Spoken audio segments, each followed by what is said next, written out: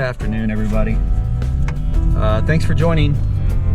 I am in the heart of East Texas with an actual adventure this week. A solo camping trip with me and Brody. And we are going to Martin Creek Lake State Park. Primarily I'm going to be testing out a couple of pieces of new gear that I have. But the weekend was looking pretty good. It's kind of warm actually for October. We're almost at the end of October. But evenings should be nice, and I'm looking forward to it. I'll kind of show you the gear when we get it to the park. But the first thing is I'm recording now on a GoPro 10, and I'm gonna record in 4K all weekend. So I haven't really done that before. I have my GoPro 7 as well. So we'll talk about that in a little bit.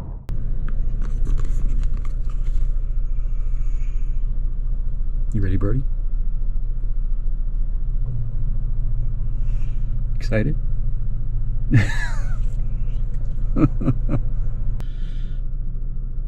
This is kind of a spur-of-the-moment trip, actually. I literally booked this it's Saturday today, so I booked it for 2 nights, Saturday and Sunday night. Coming home Monday. And so I booked it actually Friday afternoon, and it's pretty full, so I could only get an RV site, which is fine. But it looked like it was a pretty decent site, and Parker's probably full. Everything was booked for the most part, and there was a line to get in right now. So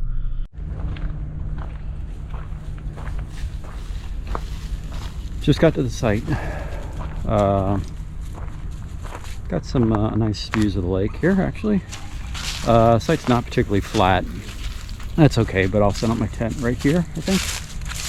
And this is the whole site. So yeah, it's an RV site. My new tent is an Alps Mountaineering Acropolis tent, which I bought a couple weeks ago. And this is essentially, I'm replacing, well, not replacing it, but my biggest issue with the Gazelle was size, and the bigger one won't fit in the back of the Tacoma. When they're stowed, it's a great tent, but it's very long. And the bigger size, the 4-person or 6-person or whatever it is, yeah, the four person, it's like 67 inches long when it's packed down. And mine just kind of, the 3-person that I bought fits in my Tacoma. And it's great and everything, and the setup is fantastical, the build quality is great, but here's the thing. I've decided that I'm not sleeping on the ground anymore. And as much as I really liked the fact that in the Gazelle you could stand up in it, that wasn't as big as important a factor as I thought it would be. I didn't really find it to be something that was a huge benefit for the tent. So after a couple usage, decided that one, I'm not sleeping on the ground anymore. I want to be a lot more comfortable when I camp. It's usually me and my son, and so I wanted to be off the ground going forward. And we bring our dogs, and the Gazelle just wasn't really big enough, and it couldn't fit a cot. So as you can see, I'm able to fit my cot in here, which is really nice. So I've got just enough room. There is, it's not like I can stand in here, but I can stand up enough. And really all I care about is sitting. So, and the other thing that was really important, because it's 81 today, but I'm sweating like a pig because it's humid. And this tent, as you can see, it is almost all basically mesh, so it's going to have excellent ventilation. I have the rain fly on it now, but it is really warm, so I'm just keeping the rain fly up. I don't think it'll rain, but I just want the ventilation for now. But this was really important because it's the end of October and it's still 81 degrees. So, and even in the winter, I don't think with this much ventilation it's going to be an issue. I mean, I've camped down to 30 degrees before, and you just dress for it and it's fine. And with the rain tarp over it in the winter, I've got some mosquitoes in here too. That'll help keep the heat in as well. And really, it's just, you know, buy the right sleeping bag. So so far it's the Alps Mountaineering Acropolis 4, I believe. Really nice tent, looks to be pretty well built. It's got some nice features, you know, massive doors. It is, you know, lightweight, so not as rugged as the Gazelle, but that's okay. I will have to be careful with Brody, you know, in his claws. That's the one thing that I would be a little concerned about, but he's pretty good about just staying in the tent and laying down, so that's not really a big deal for him, unless I'm not with him in the tent. Then he might claw at the door or something, so I'll have to watch that pretty closely. But this will be the first use of the gear, and so we'll see how it goes. All right, so this is a home sweet home for the next 2 days. So I was right, there's a burn ban, so I have my handy dandy propane fire that I will use tonight. I have my kitchen set up. I wish it were a little closer to the truck, but that's not an option. And my most important piece of gear, which truly changes camping, my Dometic, I have plugged into the shore power, so I'm not using my Jackery. Kind of hot from setting up camp. And then this afternoon, what time is it? It's almost 3. Eat lunch and then just go exploring a little bit. Need to find where the restrooms are.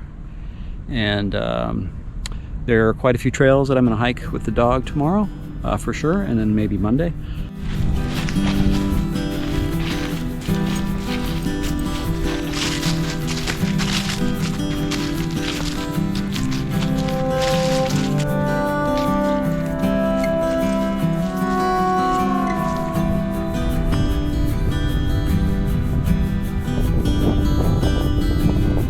About this number.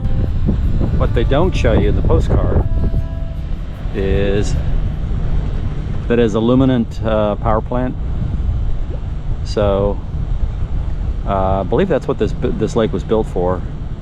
Don't know the history of it, but it's been here for obviously a while. So if you're coming to this park and it does make noise, but it's not something that I actually noticed when I got it and set up my camp, really. I guess if the wind was down and it was quiet, you would hear it more, but it's not really a problem, and I think it's more like background noise. But I guess that's one negative for the park, that you can hear it from pretty much wherever you are. But it's a nice size lake, and there's a lot of people here with their boats and canoes, so it must be decent fishing as well. This is the little island that's got camping on it as well. It's tent camping only. The only access to it is via this footbridge, which we're gonna go check out right now.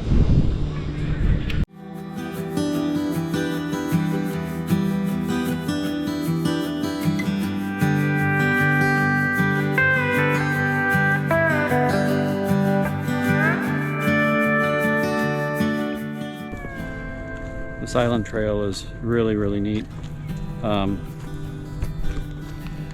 It just turned, it's 6 o'clock now, and I didn't realize, obviously, I'm in the heavily forested area, so it got dark really quick. So I'll probably start heading back for dinner. But anyways, you can camp on this little island. It's all tent camping, so you'd have to haul all your stuff in over that little footbridge.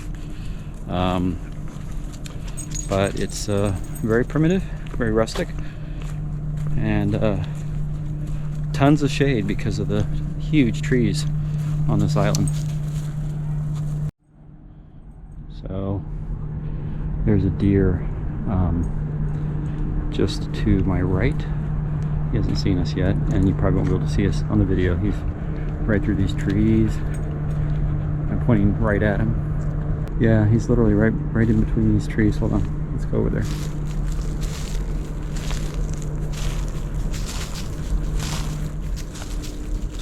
There they go. There he goes. There's quite a few deer, actually. You can hear them through the brush. There's a bunch of deer over there. That's very cool. Yeah. Brody's now aware. There they are. There's one running through the brush.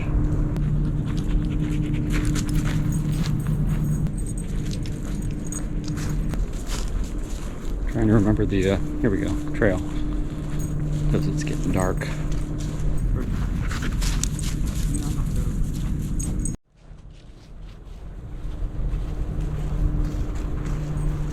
These people right here at the edge of the island where the bridges have a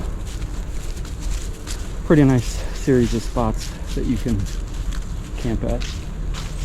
Tent campers right here, and then along this side there's a bunch of campers here.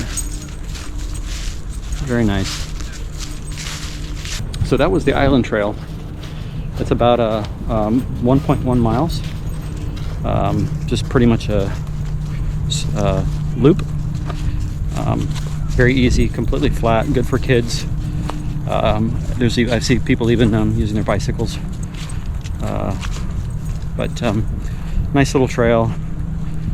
If you're out this way, definitely worth checking out, and some pretty good views.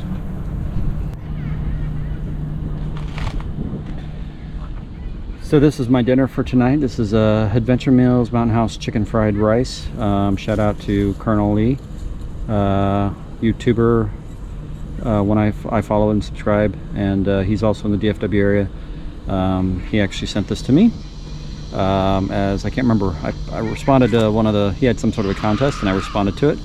So this is dinner tonight. I hope it's good. Thanks, Colonel.